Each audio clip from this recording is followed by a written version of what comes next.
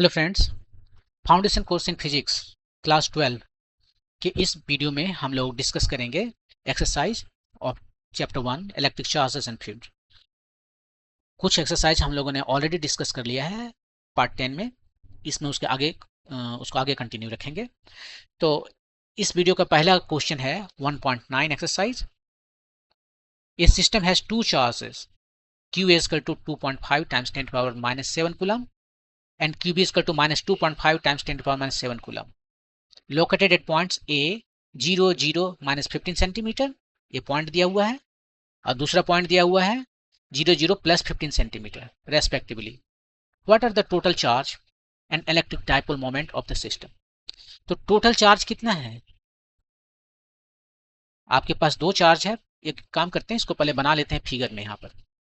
ठीक है, तो यहाँ पर देखिए क्या है, एक्स कोऑर्डिनेट जो है सो दोनों ही पॉइंट का है, ए और बी का 0 है, वाई कोऑर्डिनेट भी 0 है।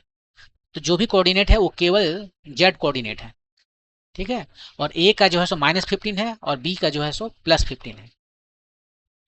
ठीक है, तो इसको हम ऐसे बना लेते हैं सिंपली। कैसा बन गया,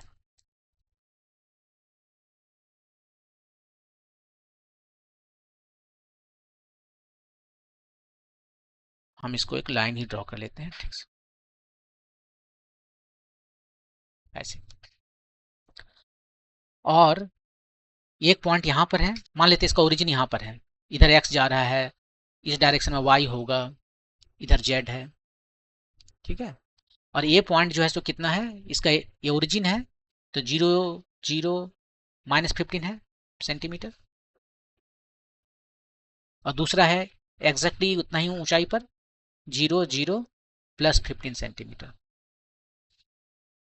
ए पॉइंट है आपका ए और ए पॉइंट है बी। ठीक है, अब ये जो पूरा सिस्टम है इसका नेट चार्ज कितना है। जैसे एक चार्ज यहाँ पर है और एक चार्ज यहाँ पर है, दोनों का वैल्यू दिया हुआ है। एक है क्यू ए, यहाँ पर यहीं से ले लेंगे, क्यू ए सीधे कहते हैं, यहाँ पर क्यू ए है और ये क्यू बी है। तो जो टोटल चार्ज है वो कितना है, वो है क्यू ए पर जो चार्ज है प्लस जो बी पर चार्ज है। और ये स्केलर क्वांटिटी है तो उसे हम एल्जेब्रिक सम कर देंगे, लेकिन ऑफ कोर्स पोलैरिटी देखकर पॉजिटिव को प्लस कहेंगे, नेगेटिव को माइनस कहेंगे। तो ये है 2.5 टाइम्स 10 टू पावर -7, और ये कितना है -2.5 टाइम्स 10 टू पावर -7 कूलम, सब मिला के 0। तो टोटल चार्ज जो है सो 0 है। डायपोल में टोटल चार्ज 0 होता है, कोई चार्ज नहीं है। तो क्या इलेक्ट्रिक फील्ड नहीं होगा? इलेक्ट्रिक फील्ड तब भी होता है, और बहुत इंटरेस्टिंग इलेक्ट्रिक फील्ड होता है इसमें। सिंगल पॉइंट चार्ज के कंपेयर में या कंपैरिजन में ये डायपोल जो है जीरो चार्ज होकर भी, जीरो नेट चार्ज होकर भी बहुत इंटरेस्टिंग इलेक्ट्रिक फील्ड दिखाता है। दूसरा क्वेश्चन है, इसका इलेक्ट्रिक डायपोल मोमेंट पूछा है। इलेक्ट्रिक डायपोल मोमेंट कितना होता है? इलेक्ट्रिक डायपोल मोमेंट एक वेक्टर क्वांटिटी है और इसको हम P से डिनोट करते हैं। ठीक है, और इसका मैग्नीट्यूड होता है एक चार्ज और दोनों चार्जेस के बीच का डिस्टेंस d। तो यहाँ पर चार्ज जो है, कोई भी एक चार्ज लीजिए क्योंकि दोनों चार्ज को तो सेम रहना है डायपोल में, वो है 2.5 टाइम्स 10 टू पावर -7 इतना कूलम। और डिस्टेंस कितना है, सब हम SI यूनिट में लेंगे, कूलम जो है SI यूनिट है। तो ये जो है कितना है देख लीजिए, -15 टू 15 30 सेंटीमीटर। इसको मीटर में कन्वर्ट करना पड़ेगा, अब हो गया मीटर।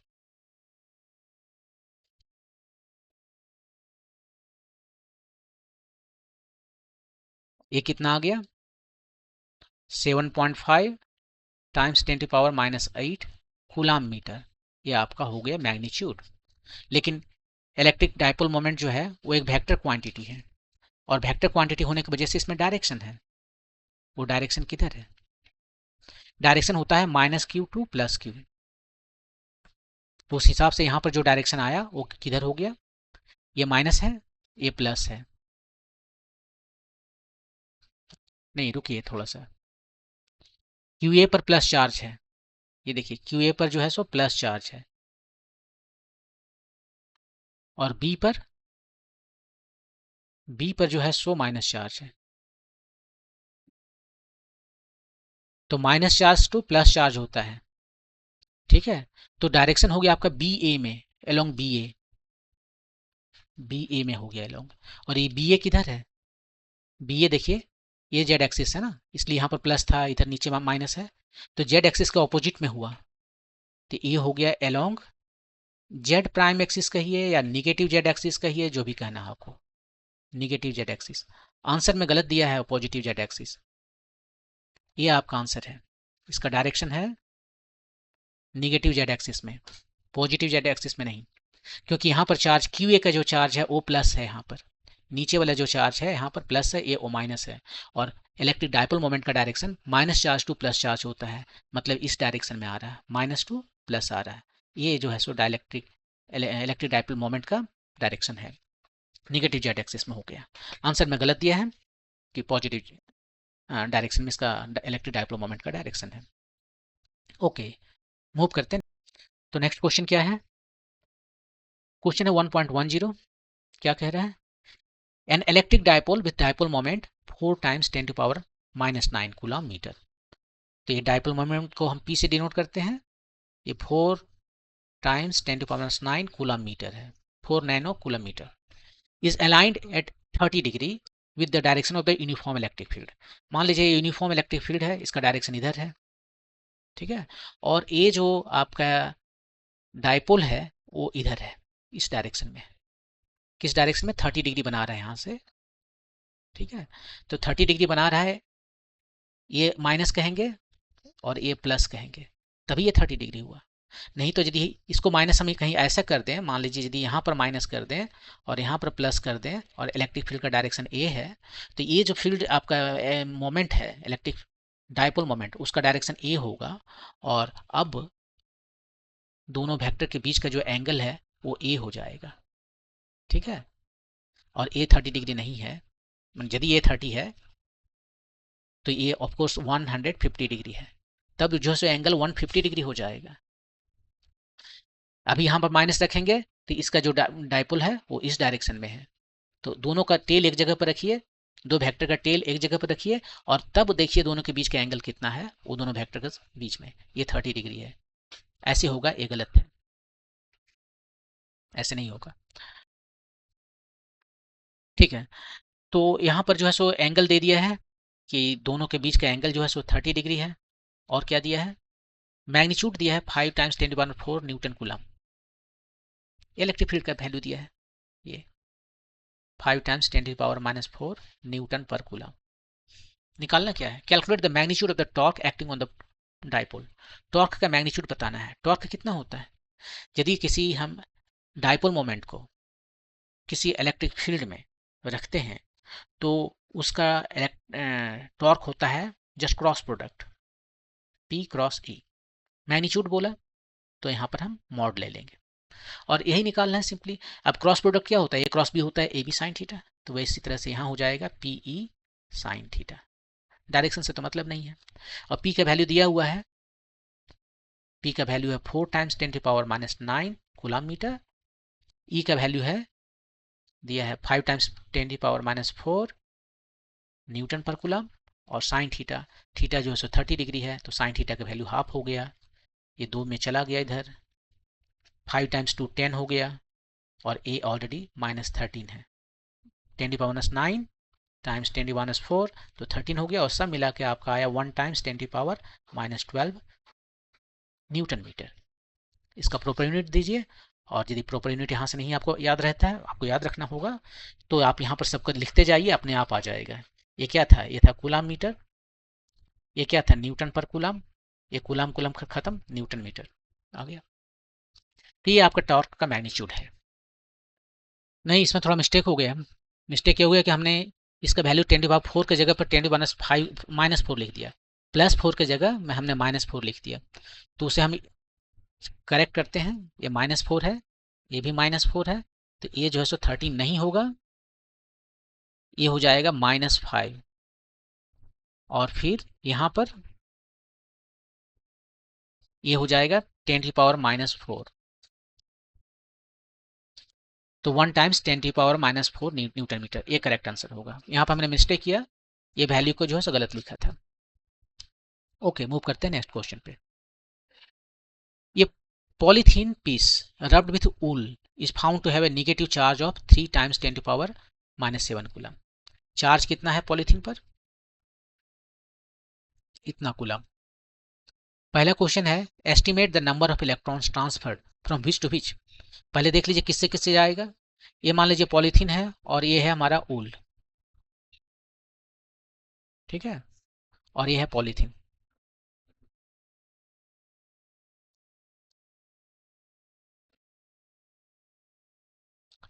पॉलीथीन पर नेगेटिव चार्ज है, इस पर जो चार्ज आया वो कितना आया? माइनस है, ये माइनस में नेगेटिव चार्ज है। नेगेटिव चार्ज है, इसका मतलब है इस पर इलेक्ट्रॉन आ गया है, इस पर इलेक्ट्रॉन यहां से उठ के आ गया, तभी तो ये नेगेटिव चार्ज हुआ। इलेक्ट्रॉन के पास नेगेटिव चार्ज है, इसलिए इलेक्ट्रॉन जो है यहां से उठ के इस पर आया है, तो ये बन गया प्लस चार्ज। तो इलेक्ट्रॉन किधर से किधर चला? इलेक्ट्रॉन चला वूल टू पॉलीथीन,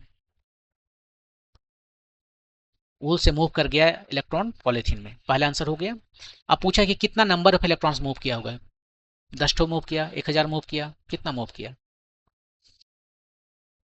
तो ये चार्ज जो है सो आपको मैंने बताया कि क्वांटाइज्ड होता है। जो भी चार्ज है वो इलेक्ट्रॉन की वजह से होता है। एक इलेक्ट्रॉन होता तो चार्ज इतना रहता, एन इलेक्ट्रॉन होता तो चार्ज इतना रहता। तो यही एन हमें निकालना है कि कितना चार इलेक्ट्रॉन इसमें एक्स्ट्रा आया है यहाँ पर, क्योंकि शुरू में भी इसके पास इलेक्ट्रॉन है, ऐसा नहीं कि इलेक्ट्रॉन नहीं है, लेकिन जितना इलेक्ट्रॉन है उतना ही प्रोटॉन भी है, इसलिए नेट चार्ज जीरो है। अब नेट चार्ज इसका जीरो नहीं है, दोनों सिस्टम का लेंगे तब तो अब भी जीरो है, केवल हम इस सिस्टम की बात कर रहे हैं पॉलीथीन की। तो पॉलीथीन का नेट चार्ज अब जो है तो 3 टाइम्स 10⁻⁻7 कूलम है, वो भी माइनस में, इस मतलब इतना एक्सेस इलेक्ट्रॉन है इसके पास। इसके पास ऑलरेडी कुछ ना कुछ इलेक्ट्रॉन है, राइट, और लेकिन उतना ही प्रोटॉन भी है, और इसलिए नेट चार्ज जीरो है। लेकिन अब एक्सेस आ गया, उससे ज़्यादा हो गया, क्योंकि वो ट्रांसफर इधर से करके आया है रब करने की वजह से। तो मान लेते हैं कि वो एन इलेक्ट्रॉन इस पर आया है, तो एन इलेक्ट्रॉन कितना चार्ज देगा? ये 3 टाइम्स 10⁻⁻7 कूलम चार्ज देगा। तो एन यहाँ से आप निकाल लीजिए, क्यू डिवाइडेड बाई ई। यही तो क्वांटाइजेशन है ना, यही है चार्ज का क्वांटाइजेशन। जो भी चार्ज, कितना नंबर ऑफ इलेक्ट्रॉन्स है, जो चार्ज है उसको डिवाइड कर देंगे एक इलेक्ट्रॉन के चार्ज से, क्योंकि वही क्वांटा है, क्वांट ऑफ चार्ज है। पैकेट ऑफ चार्ज जो है, एक पैकेट में जो चार्ज आता है वो इतना आता है। यदि इसमें इतना चार्ज है तो कितना पैकेट आया आप निकाल सकते हैं। तो सिंपली 10⁻7, ये मैग्नीट्यूड केवल लेते हैं क्योंकि नंबर माइनस में नहीं होगा ना, इसका मैग्नीट्यूड लेते हैं, डिवाइडेड बाय 1.6 टाइम्स 10⁻⁻19 कूलम। तो ये कितना आ जाएगा? ये हो गया 30/1.6, ठीक है। तो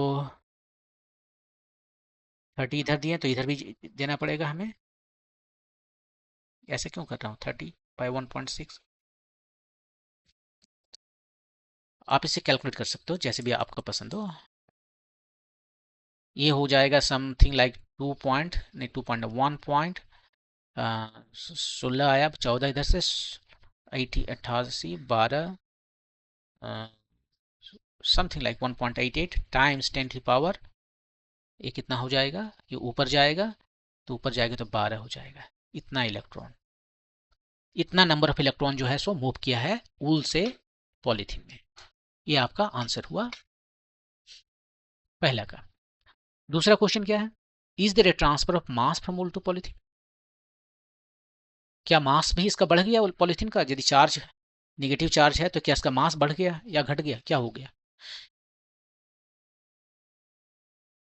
वूल टू पॉलीथीन तो इलेक्ट्रॉन आया है, ठीक है, यहीं पर आंसर भी दे दिया है। Is there a transfer of mass from wool to polythene, और यहाँ पर पूछ रहा है कि किससे किससे में इलेक्ट्रॉन आया, और यहाँ आंसर दिया हुआ है वूल टू पॉलीथीन में आया। ओके, अब वूल टू पॉलीथीन में कितना इलेक्ट्रॉन आया है? इलेक्ट्रॉन आया है, और हमें पता है कि इलेक्ट्रॉन का मास होता है, कितना होता है इलेक्ट्रॉन का मास? वो होता है 9.108 टाइम्स 10 की पावर -31 kg। बहुत कम है, लेकिन जीरो नहीं है, फोटोन की तरह जीरो नहीं है।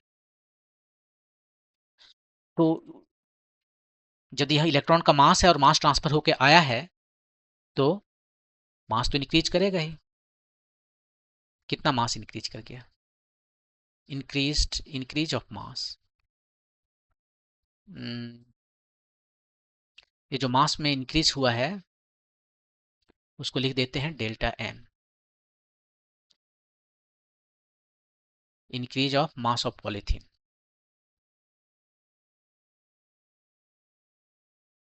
ये सिंपल है, इतना इलेक्ट्रॉन आया है, एक इलेक्ट्रॉन आता तो एम ही मास होता। एन इलेक्ट्रॉन आया है, एन का वैल्यू यहाँ पर हमने लिखा है 1.88 टाइम्स 10⁻12, इतना इलेक्ट्रॉन, और एक इलेक्ट्रॉन का मास है सिंपली 9.1 लिखते हैं 10⁻31 kg। इतना kg जो है सो इसका बढ़ गया। अब मल्टीप्लाई कीजिए, ये 9 है, ये 2 के करीबन है, तो कितना हो गया 1.8 हो जाएगा, 9 दूनी 18 हो जाएगा, 18 नहीं मतलब कुछ 15 होगा, ऐसे कुछ अंदाज से हम गेस कर रहे हैं, हम अप्रोक्सीमेट वैल्यू देखते हैं। 10⁻, ये कितना हो गया 12 है और 31 है, 19, 19 है, ठीक है। ठीक तो लग रहा है, इतना केजी। ये तरीका नहीं लिखने का है, इसको 10 से डिवाइड करके लिखते हैं, एक डिजिट के बाद में हमें डेसिमल देना चाहिए साइंटिफिक वे लिखने के लिए। तो 10 से डिवाइड किए, 10 से मल्टीप्लाई किए, 10⁻18 kg। तो किस ऑर्डर का जो है मास आया है, 10⁻18 kg के ऑर्डर का मास आया है।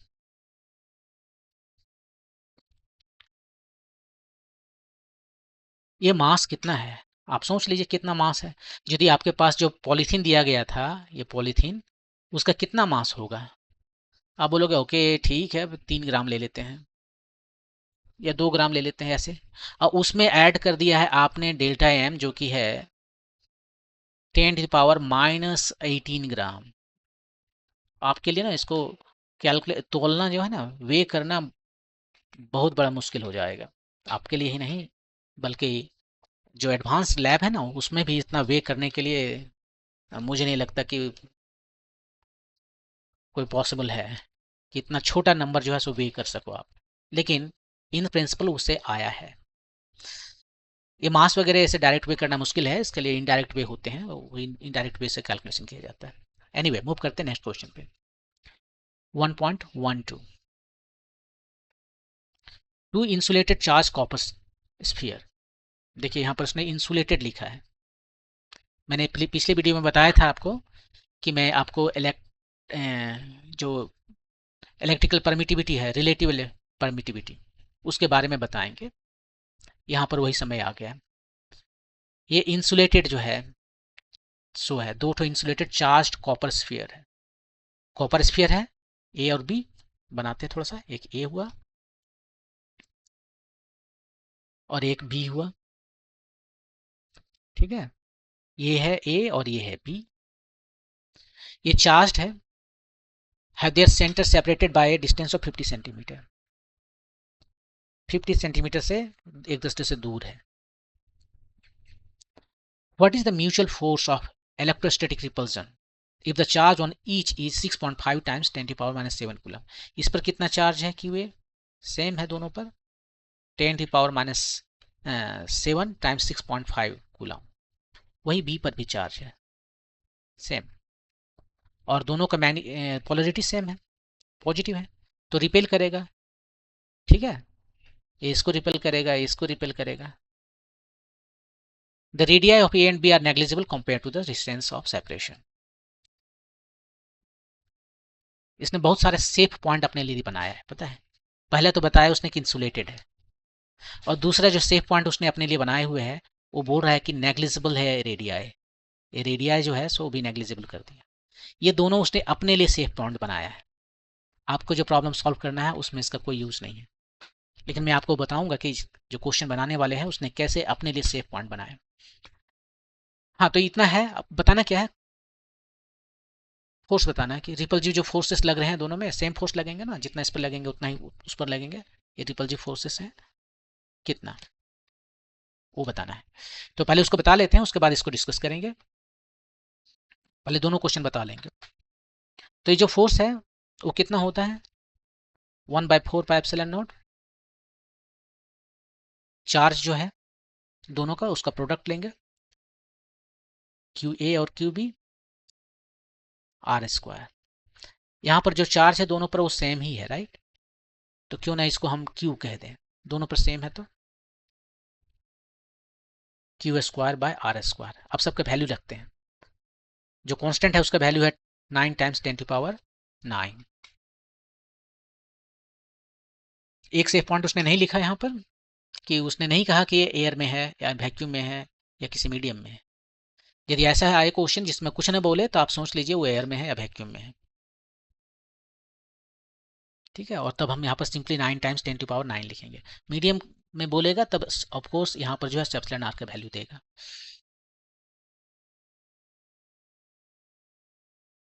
ये क्यू कितना है, 6.5 है, टाइम 10 टू पावर 7, इसका स्क्वायर कीजिए और आर स्क्वायर कीजिए। आर कितना है, आधा मीटर है, आधा मीटर है, इसका स्क्वायर कीजिए। आप पूरा कैलकुलेशन कीजिए, देखिए कितना आएगा। हम डायरेक्ट आंसर लिख देते हैं। ये कुछ 1.521 टाइम्स 10 टू पावर -2 न्यूटन है, ये इतना आ रहा है। और रिपल्सिव है, दोनों एक दूसरे को रिपेल कर रहे हैं। ये था पहला क्वेश्चन। इस पर आने से पहले फिर बी को हम बना लेते हैं। क्वेश्चन बी क्या कह रहा है, ये है आपका force 1/4 pi epsilon naught Q square by R square. ये कह रहा है दूसरा कि what is the force of repulsion if each sphere is charged double of the above amount. पहले जितना है उसका डबल कर दिया, चार्ज को डबल कर दिया, and distance between them is half, distance को कम कर दिया, आधा कर दिया। चार्ज कितना है इसको डबल कर दिया और डिस्टेंस जो है उसको आधा कर दिया। अब फोर्स जो है सो कुछ और हो जाएगा। कितना हो जाएगा, मान लेते हैं प्राइम हो गया, ये कांस्टेंट, उसमें तो कोई चेंज नहीं आना है। क्यू कितना हो गया, 2Q हो गया स्क्वायर। आर कितना हो गया, R/2 हो गया स्क्वायर। अब कितना आया, 1/4 पाई एप्सिलॉन नॉट, ये क्यू स्क्वायर हुआ, ये आर स्क्वायर हुआ, और 2 का स्क्वायर 4, आई दो ऊपर जाके 2 का स्क्वायर 4 और भी ऊपर चला गया 16। और ए वाला वैल्यू आपने पहले भी निकाला है, यहाँ पर देखिए वो था आपका 1.521 टाइम्स 10 टू पावर -2 न्यूटन। उसी वैल्यू को यहाँ पर लिखते हैं, ये वही वैल्यू है। 16 टाइम ज़्यादा हो गया, तो 16 एंड 1.5, सो आ गया 24 टाइम्स 10 टू पावर -2, इतना न्यूटन। इसको आप ऐसे लिख सकते हो 0.24 न्यूटन, बढ़ के इतना हो गया। ये आपका आंसर है। अब वापस आते हैं, जो मैंने आपको बोला था कि जो अपने लिए उसने दो सेफ पॉइंट्स बनाया है, एक इंसुलेटेड एक नेग्लिजिबल, और दोनों जो है एक ही चीज के लिए सेफ पॉइंट बनाया गया है, वो आपको बताते हैं। पहले इसको देखिए, इसको इंसुलेटेड करने का क्या जरूरत था। ये कॉपर एक मेटल है, तो मेटल स्फीयर को जो है उस पर जब चार्ज दे रहा है तो चार्ज देने से पहले वो क्या कर रहा है कि उसको इंसुलेटेड कर रहा है। ठीक है, ये जो हमारा मेटल है, ठीक है, और इस पर जब चार्ज दे रहा है, कोई चार्ज दिया, प्लस चार्ज दिया था ना, चार्ज देने से पहले उसको इंसुलेटेड कर दिया। मान लीजिए यदि इंसुलेटेड नहीं करता तो क्या होता, तो चार्ज देते तो ठीक है, चार्ज देने के बाद में वो चार्ज हर जगह चला जाता है, यूनिफॉर्मली डिस्ट्रीब्यूटेड हो जाता है, उसका सरफेस पर रहता है।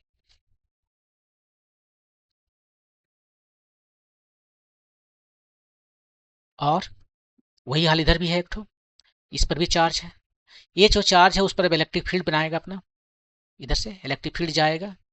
वो इलेक्ट्रिक फील्ड क्या करेगा, ये मेटल होने की वजह से इसमें फ्री इलेक्ट्रॉन्स हैं, मेटल है तो फ्री इलेक्ट्रॉन्स है और हर जगह है ऐसे। अब वो क्या करेगा, इलेक्ट्रिक फील्ड जो है ये इलेक्ट्रॉन पर जो फोर्स लगाएगा, किधर फोर्स लगाएगा, अपना इलेक्ट्रिक फील्ड के ऑपोजिट डायरेक्शन में। और इस पर हमने प्लस चार्ज दिया है, राइट। तो ये जो अपना इलेक्ट्रिक फील्ड लगाएगा तो एक फोर्स लगेगा, फोर्स जो है सो इलेक्ट्रॉन पर किधर लगेगा, इलेक्ट्रिक फील्ड के ऑपोजिट डायरेक्शन में लगेगा। इलेक्ट्रिक फील्ड लेफ्ट में है यहाँ पर, तो फोर्स जो है सो उस पर राइट में लगेगा, इलेक्ट्रॉन अब इधर आ जाएगा। ठीक है, और इधर होल बन जाएंगे ऐसे, एक तरफ होल बन गए, एक तरफ इलेक्ट्रॉन आ गए। और साथ ही में मान लीजिए इसका साइज जो है सो बड़ा है, छोटा नहीं है, साइज जो है सो कंपेरेबल है, तो क्या होगा, ये जो पॉजिटिव चार्ज है उस पर भी इलेक्ट्रिक फील्ड लगेंगे और वो किधर जाएगा, वो इधर जाने की कोशिश करेगा और इलेक्ट्रॉन इधर आएंगे। तो ये यूजुअली फाइनली क्या हो जाएगा, कुछ इस तरह से, ज़्यादा इलेक्ट्रॉन इधर होंगे तो ये पॉजिटिव चार्ज इधर होंगे और इधर निगेटिव चार्ज होंगे। ये स्फीयर जैसे सिमेट्रिक नहीं रहेगा। अब साइज इसका जो है सो कंपेरेबल है, तो ये ऐसा ही ज्योमेट्री कुछ इसमें भी बनेगा। इधर हो जाएंगे प्लस वाला और इधर हो जाएंगे माइनस वाला, इसके वजह से। और उसके बाद में आप देखिए इसके बीच में जो फोर्सेस लगेंगे वो कैसे हो जाएंगे। एक डायपोल यहाँ बन गया है, एक डायपोल यहाँ बन गया है, और दो डायपोल के बीच में जो इंटरेक्शन है वो अब काम करेगा। पॉइंट चार्ज के बीच में जो इंटरेक्शन काम कर रहा था वो काम नहीं करेगा। तो इससे बचने के लिए उसने दो काम किया। पहले तो उसने ये कह दिया कि भाई हमने इसको इंसुलेटेड कर दिया है। तो इंसुलेटेड करने से क्या होगा, इंसुलेटेड करने से ये होगा कि यदि मान लीजिए या इसको आपने इंसुलेट कर दिया, कैसे इंसुलेट कर दिया, एक इंसुलेटिंग मटेरियल इस पर डाल दिया, ठीक है। ये क्या करता है इंसुलेटिंग मटेरियल, आप यदि कुलम्स लॉ को याद करो, 1/4 पाई एप्सिलॉन नॉट, ये Q1 Q2/r² है, राइट। ये एप्सिलॉन नॉट जो है वो तो वैक्यूम का है, इसका तो नहीं है। अब यहाँ पर हम मान लीजिए फोर्स को हम ये एज्यूम करते हैं कि मान लीजिए हर जगह जो है सो ये मटेरियल है जिसका इंसुलेटेड मटेरियल है और इसका एक डायरेक्ट कांस्टेंट है एप्सिलॉन आर। तो यहाँ एप्सिलॉन आर आएगा, ये थोड़ा कॉम्प्लिकेटेड हो जाएगा, ये हवा है यहाँ पर जो इंसुलेटेड मटेरियल है। लेकिन मान लीजिए इसके अंदर में जब आ रहा है तो जो फील्ड यहाँ पर आएंगे, फील्ड आएंगे तो हमें दो चार्ज नहीं रखना है, इस चार्ज की वजह से जो फील्ड आएंगे यहाँ पर वो देखना है। तो उसको देखिए, नहीं तो फोर्स देखिए, मान लेते हैं हम फील्ड ही देख रहे हैं और उसके बाद में उस पर जो फोर्स लगेंगे वो क्यू से मल्टीप्लाई कर देंगे। तो ये जो बी वाला जो चार्ज है यहाँ पर जो फील्ड लगेंगे वो कितना हो जाएगा, कम हो जाएगा, एप्सिलॉन आर टाइम्स कम हो जाएगा। और मान लीजिए एप्सिलॉन आर बहुत ज़्यादा है, मान लीजिए इन्फिनिटी है, तो क्या होगा, इलेक्ट्रिक फील्ड यहाँ पर जीरो हो गया। इसके अंदर में इलेक्ट्रिक फील्ड जीरो हो गया, यहाँ पर इलेक्ट्रिक फील्ड को जीरो कर दिया एक तरह से। एक्जैक्टली जीरो नहीं होगा लेकिन बहुत कम हो गया। अब वो होने की वजह से क्या होगा, यहाँ पर जो ये फ्री इलेक्ट्रॉन्स इसमें है वो जो पोलराइज हो रहे थे, माइनस वाला इधर प्लस वाला उधर हो रहा था, वो नहीं होगा। वो तो तब होता है ना जब इलेक्ट्रिक फील्ड रहते हैं तब होता है, तो वो नहीं हो इसलिए उसने कहा कि मैंने इसे इंसुलेटेड कर दिया, पहला उसका सेफ बनने का। और दूसरा, उतना से भी यदि मन नहीं भरा तो उसने कहा कि यदि ऐसा हो भी जाता है, डायपोल बन भी जाता है जैसा, तो मैं क्या करता हूँ उसका साइज ही जीरो कर देता हूँ, पॉइंट पार्टिकली बना देता हूँ। तो इस तरह का यदि थोड़ा बहुत प्रॉब्लम, क्योंकि ये तो इन्फिनिटी नहीं हो सकता ना, इसका जो डायलेक्ट्रिक कांस्टेंट इन्फिनिटी नहीं हो सकता, तो थोड़ा बहुत तो होगा ही पोलराइजेशन चार्जेस का। तो उसको भी नलीफाई करने के लिए उसने क्या किया, इसका साइज ही कम कर दिया।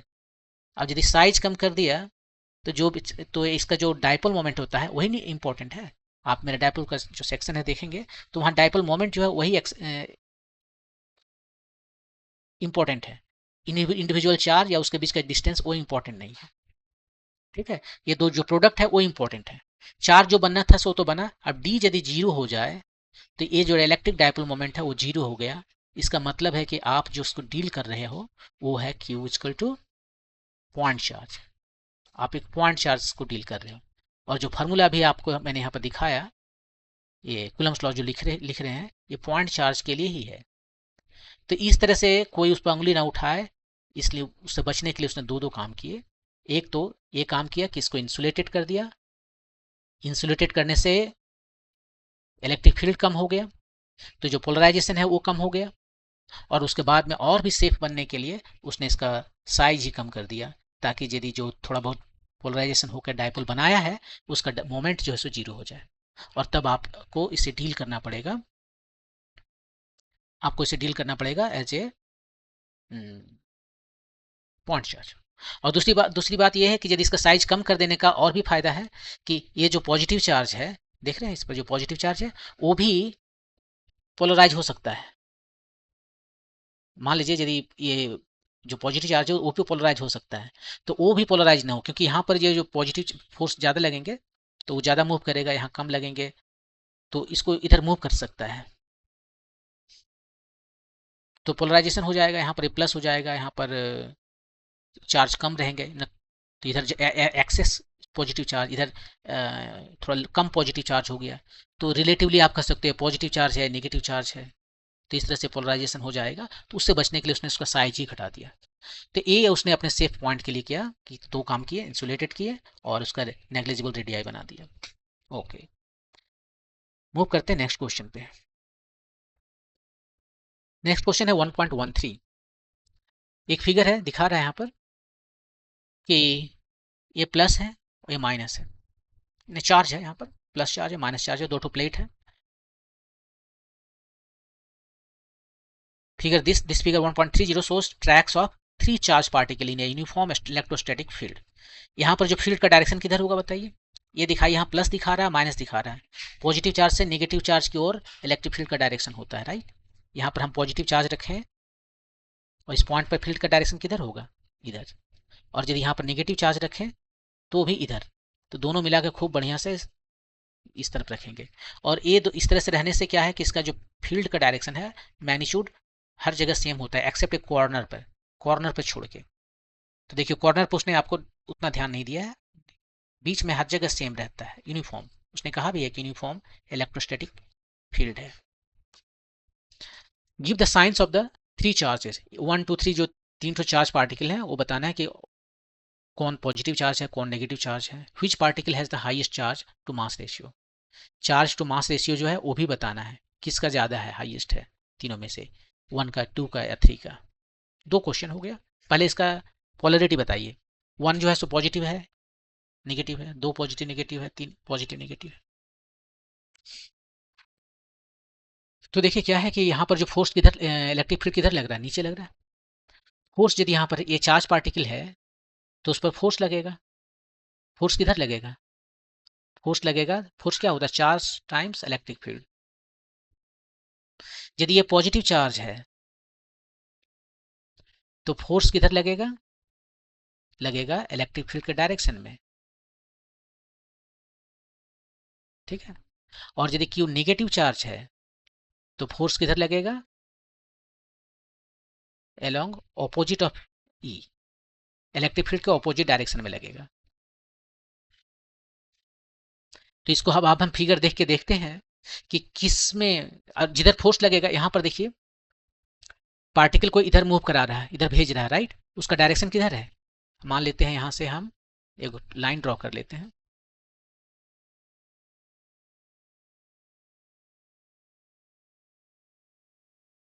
ये लाइन ड्रॉ करते हैं यहां से बीच से।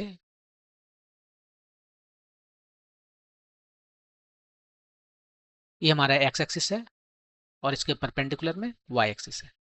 ये एलोंग एक्स एक्सिस चल रहा है, जो पार्टिकल यहाँ पर लाया है एलोंग एक्स एक्सिस चल रहा है। वाई एक्सिस उसका वेलोसिटी क्या है? 0 है, ठीक है। वाई एक्सिस में वेलोसिटी 0 है। और ये पार्टिकल जो 3 दिख रहा है वो जो है वाई में मूव करना शुरू किया। देखिए वाई तरफ मूव करना शुरू किया।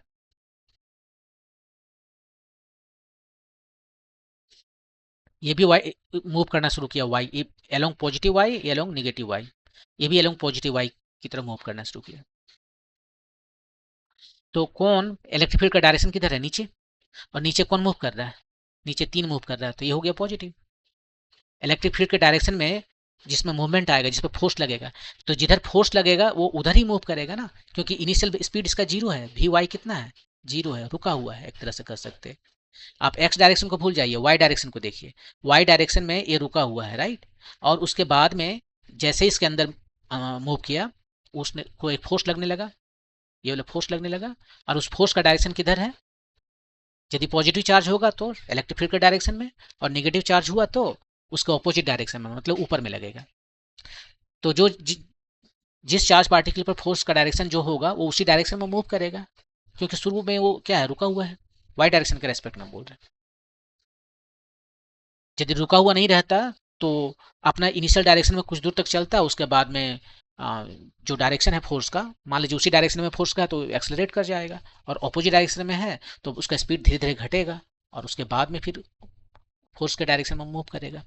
लेकिन यहाँ वो सिचुएशन नहीं है। यहाँ सिचुएशन है कि वो रुका हुआ है शुरू में, और शुरू में रुका हुआ होने की वजह से जिधर फोर्स का डायरेक्शन है वो बिगनिंग से ही उधर ही चलना शुरू करेगा।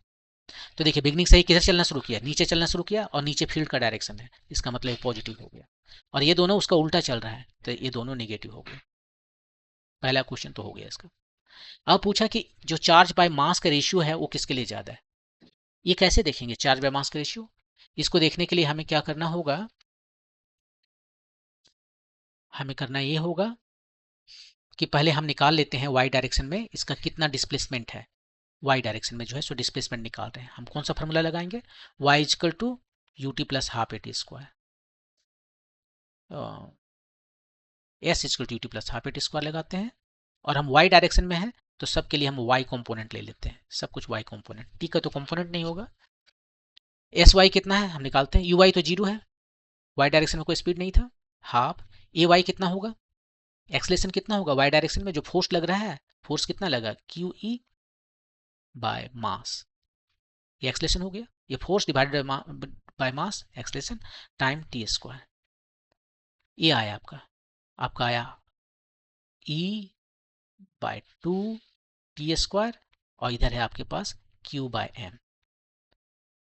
ई तो सेम है, ये दो भी तो सेम है, टी भी सेम है। आप पूछोगे टी क्यों सेम है सबके लिए, हो सकता है यहाँ जल्दी पहुंच गया हो, नहीं सब सेम पहुंचेगा, क्योंकि यदि एक्स डायरेक्शन में आप देखोगे, एक्स डायरेक्शन का मोशन को कंसीडर करो तो इनिशियल स्पीड क्या है, इनिशियल स्पीड जो है एक्स डायरेक्शन में वो है v, मान लीजिए कुछ भी है v0। लेंथ कितना है s, एक्स डायरेक्शन में एस एक्स, मान लीजिए l है। टाइम कितना लगा उसको वहां तक पहुंचने में, मान लीजिए t नॉट। कौन सा फॉर्मूला लगाएं, एक्सलेशन कितना है एक्स डायरेक्शन में, जीरो, कोई एक्सलेशन ही नहीं है ना, जो भी एक्सलेशन है वो नीचे लग रहा है, इलेक्ट्रिक फील्ड नीचे है तो नीचे ही फोर्स लगेगा, इधर कोई एक्सलेशन है नहीं, एक्सलेशन जीरो है। तो फार्मूला लगाइए, S equal to U T plus half A T square, सब एक्स डायरेक्शन में।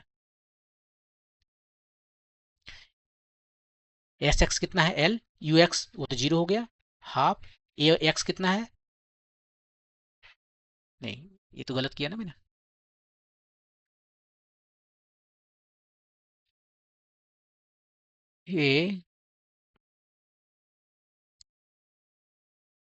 ये हो गया यू एक्स हो गया आपका v naught time t, t naught, और ये जीरो हो गया।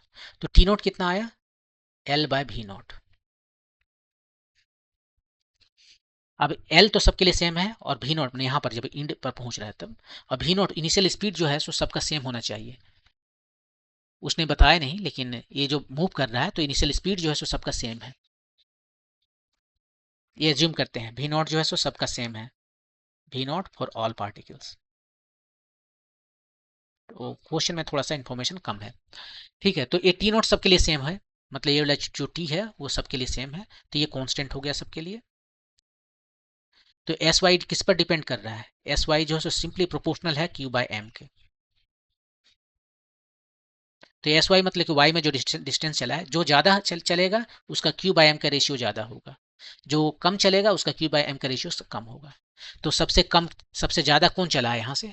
अब यहाँ पर फिर ये प्रॉब्लम है, देखिए क्या है ना, उसको कहना चाहिए था कि बहुत क्लोज जो है सो सेंटर का मैंने भेजा है सबको, क्योंकि अब देखिए अब हमारा ऑब्जर्वेशन पर डिपेंड करता है। ऐसा लगता है कि ए जो है ना, और ये दोनों सिमेट्रिक है, और उसके बाद में ये ज़्यादा नज़दीक आ गया, वो भी ज़्यादा मुझे क्लियर नहीं होता, लेकिन हाँ ये ज़्यादा नज़दीक आ गया है। यदि ये डिस्टेंस आप देखेंगे कम है, ये डिस्टेंस ज़्यादा है, तो ज़्यादा नज़दीक ये आ गया है, राइट। लेकिन अभी देख के ऑब्जर्वेशन से क्यों करना होगा, हम ये मान लेते हैं कि ये दोनों सिमेट्रिक है, जो बीच वाला पॉइंट है वहाँ से जितना ऊपर है उतना ही नीचे है, उसके बाद भी ए सबसे ज़्यादा नज़दीक आ गया, इसका मतलब एस वाई उसका ज़्यादा है तो क्यू बाय एम इसका ज़्यादा होगा, क्यू बाय एम इसका मैक्सिमम हो गया।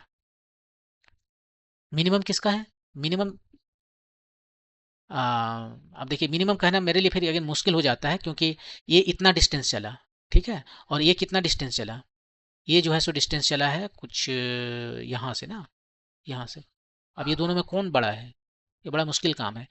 बेहतर ये होता है कि क्वेश्चन कहा जाता है ये सारे के सारे बीच में भेजा है मैंने, केवल ये दिखाने के लिए एग्जैजरेट कर दिए हैं, वो बोलता कि पिक्चर एग्जैजरेट किया हुआ है, और ये जो सारे पार्टिकल तीनों पार्टिकल एकदम बीच से भेजे हैं हमने, एकदम बहुत क्लोज है एक दूसरे के। या फिर ये ऐसा कहिए एक बार में क्यों भेजना है, अलग अलग टाइम में भेजेंगे,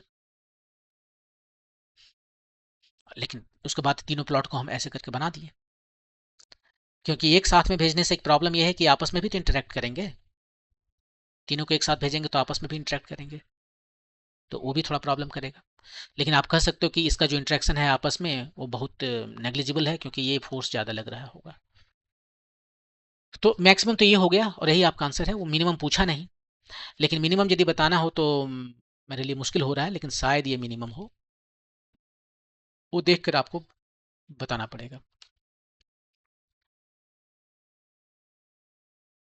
नेक्स्ट क्वेश्चन है 1.14, और ये क्या कह रहा है कि consider a uniform electric field E is equal to 3 × 10⁻³ newton per coulomb. Direction है अलोंग I, मतलब अलोंग x एक्सिस। पहला क्वेश्चन कि what is the flux of this field through the square of 10 centimetre on a side whose plane is parallel to the YG plane. तो सबसे पहले ऐसा करते हैं कि हम एक XYG प्लेन ही बना ही लेते हैं।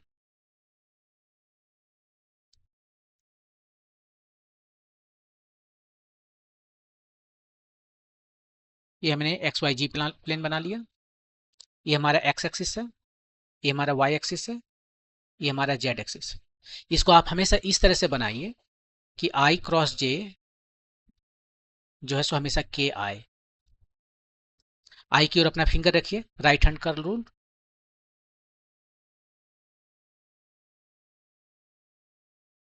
आप राइट हैंड कर्ल रूल जो है उसको यूज कीजिए। अपना राइट हैंड लीजिए, उसके चारों फिंगर को I, फर्स्ट वेक्टर I है, एलोंग x एक्सिस रखिए, और उसके बाद उसे कर्ल कीजिए चारों फिंगर को एलोंग Z, y एक्सिस की तरफ। आप देखोगे कि आपका जो थंब है वो K के डायरेक्शन की ओर दिखा रहा है। तो इस तरह से हम बनाते हैं। और उसके बाद में क्या कहा गया है कि इलेक्ट्रिक फील्ड किधर है, एलोंग x एक्सिस से, ठीक है। और उसने कैसे रखा है, एक square of a 10 centimetre on a side whose plane is parallel to the YG plane. Plane YG plane में है, ये देखिए हमारा YG प्लेन ये है आपका एक स्क्वायर। और इलेक्ट्रिक फील्ड का डायरेक्शन किधर है, एलोंग x एक्सिस। कितना है, 3 × 10⁻³ I। निकालना क्या है, फ्लक्स निकालना है। इससे होकर कितना फ्लक्स पास कर रहा है वो निकालना है। तो फ्लक्स कितना होता है, फ्लक्स होता है E times delta, E times S लिखिए, या सिंपली कहिए E times S cos theta. E का वैल्यू यहाँ पर है 3 × 10⁻³। S का वैल्यू कितना है, ये 10 सेंटीमीटर बोला साइड है इसका, तो एरिया हो गया 100 सेंटीमीटर स्क्वायर। इसको मीटर में कन्वर्ट करेंगे तो 10⁻⁻⁴ से मल्टीप्लाई करना पड़ेगा। और दोनों के बीच का एंगल, ये जो इलेक्ट्रिक फील्ड है इसका एंगल है अलोंग x एक्सिस, राइट। इसका डायरेक्शन है along x axis.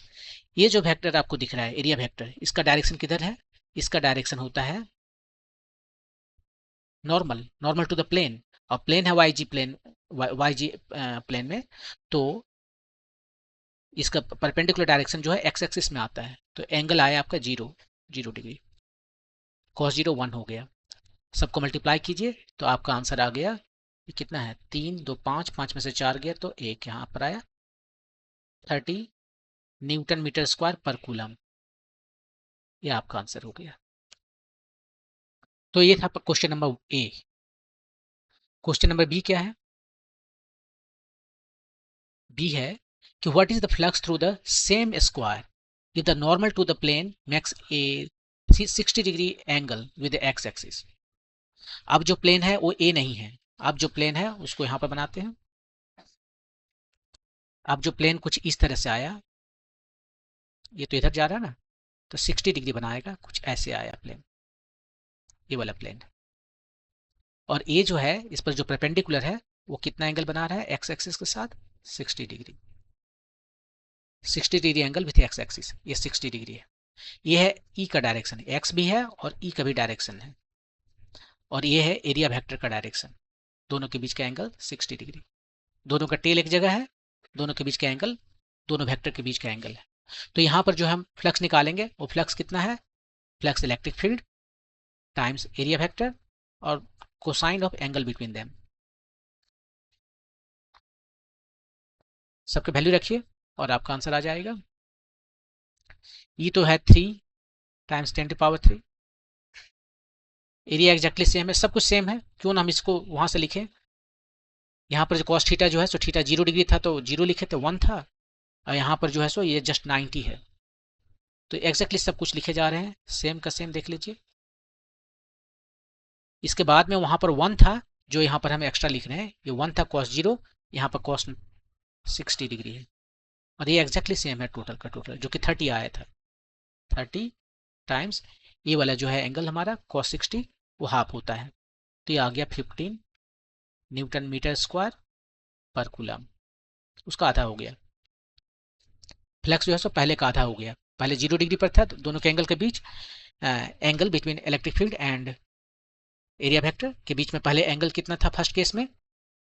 First case में वो एंगल था 0 डिग्री, और सेकंड केस में वो एंगल आ गया 60 डिग्री।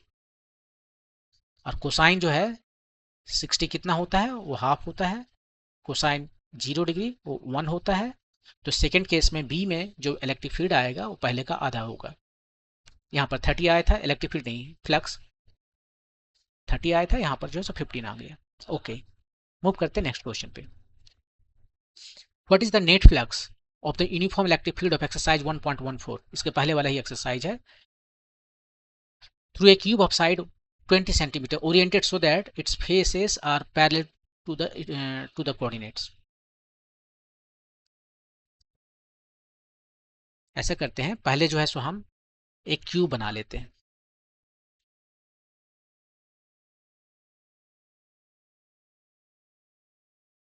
ये रहा हमारा क्यूब, और इसके एक्सिस जो है, ये जो एक्सिस है उसको हम एक्स वाई जेड कहते हैं। ये एक्स है, ये वाई है, और ये जेड है। 20 सेंटीमीटर साइड है, ये जो साइड है वो है 20 सेंटीमीटर, मतलब 0.2 मीटर।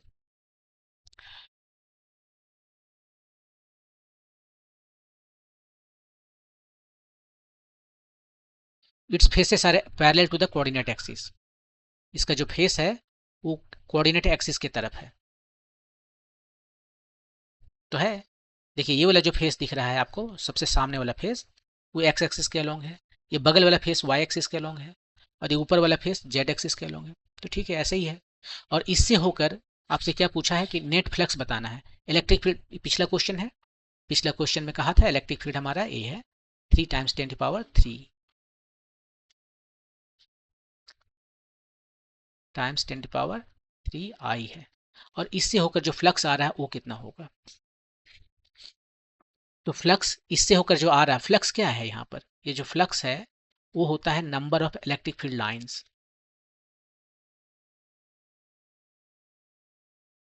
जितना इलेक्ट्रिक फील्ड लाइंस इस लाइन से होकर आ रहा है, ये इसी डायरेक्शन में इलेक्ट्रिक फील्ड है, राइट? तो वो इधर से आ रहा है, इस पर परपेंडिकुलर पड़ा, इस पर तो पड़ेगा नहीं, साइड पर। ये जो आपको प्लेन में दिखा रहा हूँ यहाँ पर, ये वाला नहीं, ऐसे नहीं दिखाऊंगा, ऐसे दिखाऊंगा। वो जो प्लेन दिख रहा है इधर, उस पर आया परपेंडिकुलर, और इधर से निकल गया, इधर से निकल गया। इस प्लेन से आपको आ रहा है और इस प्लेन से जा रहा है निकल के। तो जितना, और परपेंडिकुलरली ही पड़ रहा है, दोनों पैरेलल है, तो जितना लाइन उधर से आएगा उतना लाइन इधर से निकल जाएगा। तो फ्लक्स क्या है? फ्लक्स यही तो है कि कितना लाइन इससे होकर आपको निकल रहा है। Flux equal to number of electric field lines going out of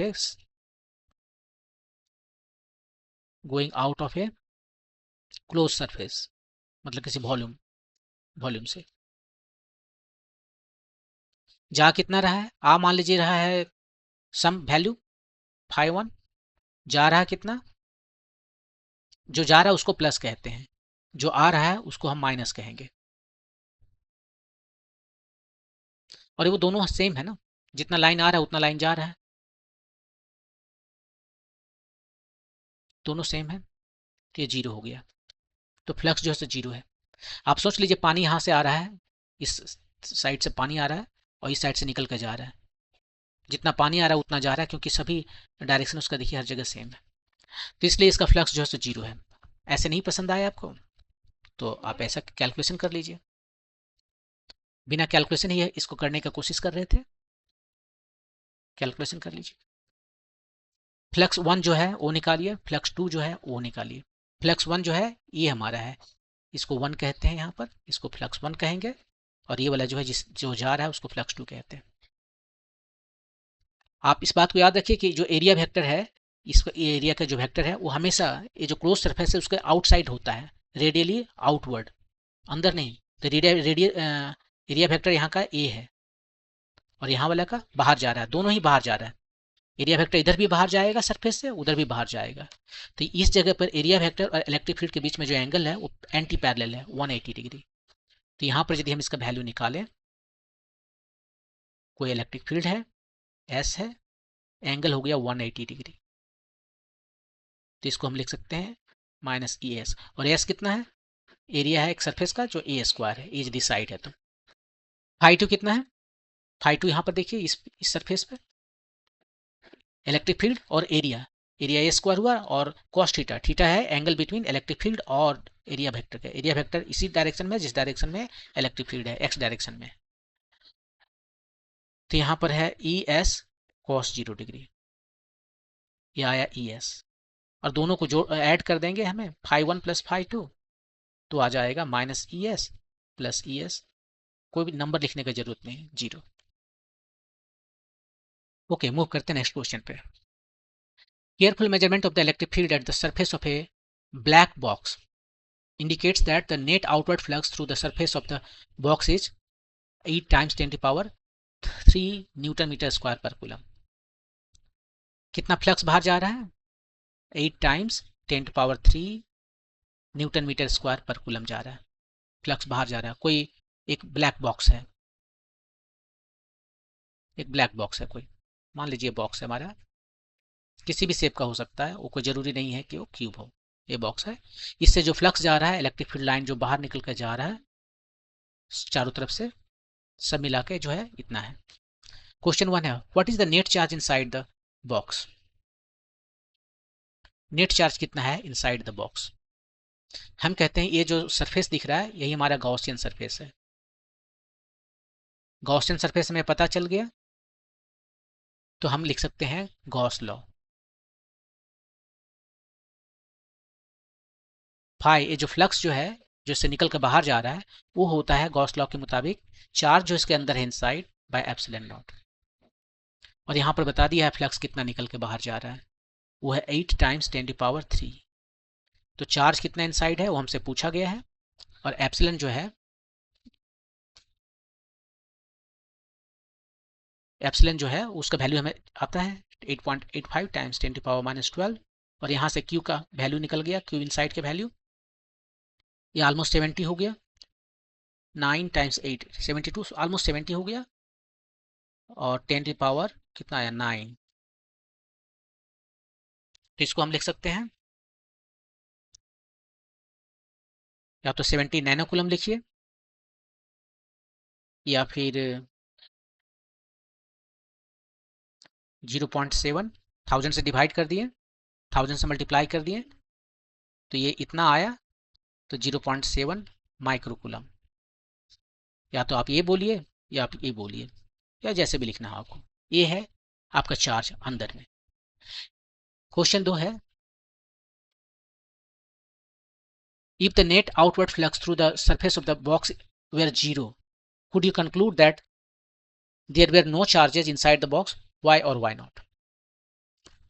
question ये है बी में कि यदि ये जो फ्लक्स हम बता रहा था, अभी जो वैल्यू दिया था 8 टाइम्स 10 टू the power 3, वो 0 हो जाए, तो क्या अंदर में जो चार्ज है वो आप कह सकते हो कि कोई चार्ज नहीं है?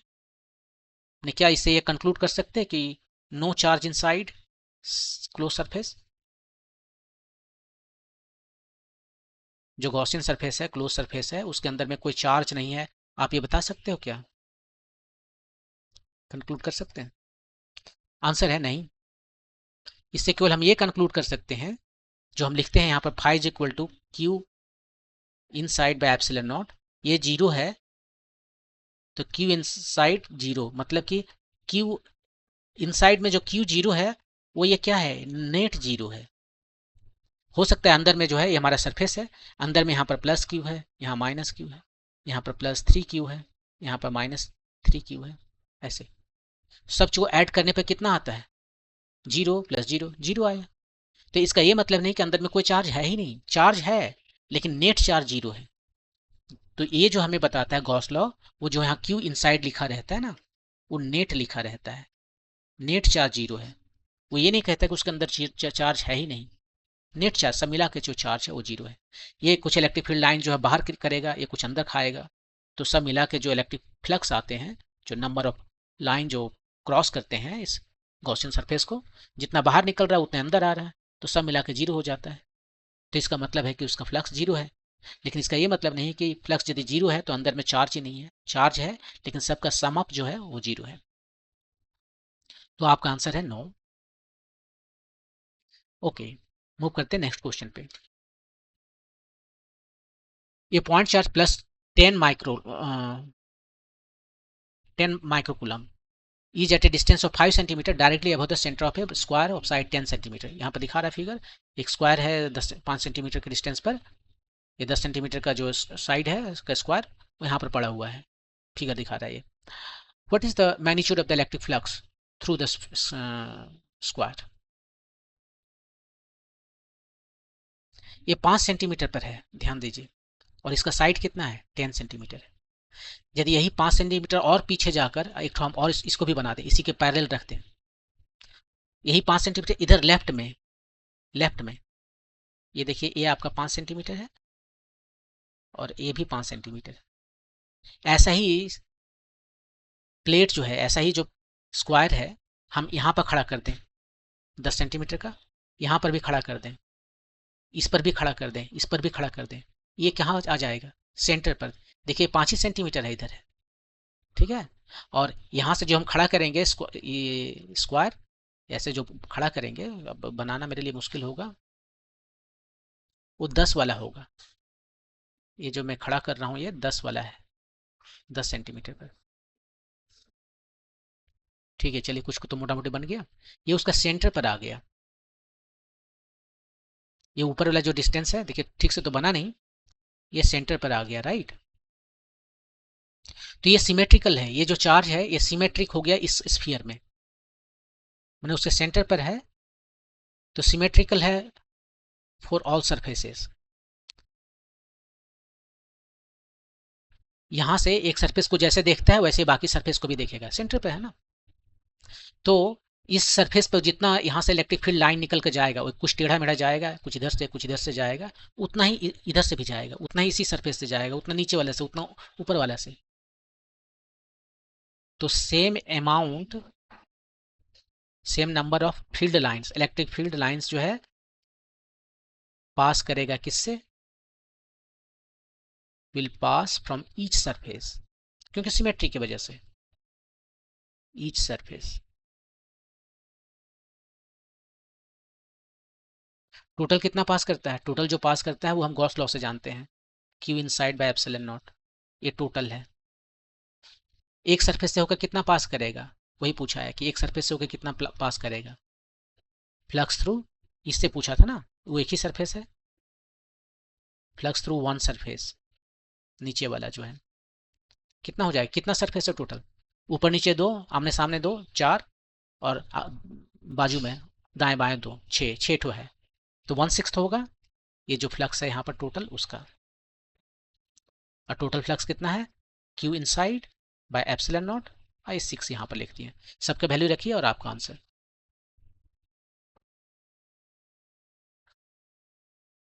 कितना चार्ज है इनसाइड में बोला था, ये चार्ज जो है सो 10 माइक्रोन, 10 माइक्रोन 6, इसका वैल्यू है 8.85 टाइम्स 10⁻⁻12। कितना आ गया इसका वैल्यू, ये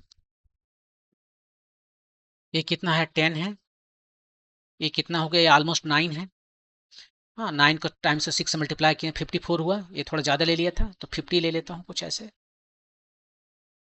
और ये कितना हो गया, ऊपर जाकर 6 हो गया, ये हाफ हो गया, तो हाफ हो गया तो नहीं, हाफ हो गया, तो इसको कर सकते हैं 0.2, तो 2 टाइम्स 10⁵ इतना क्या है, फ्लक्स है।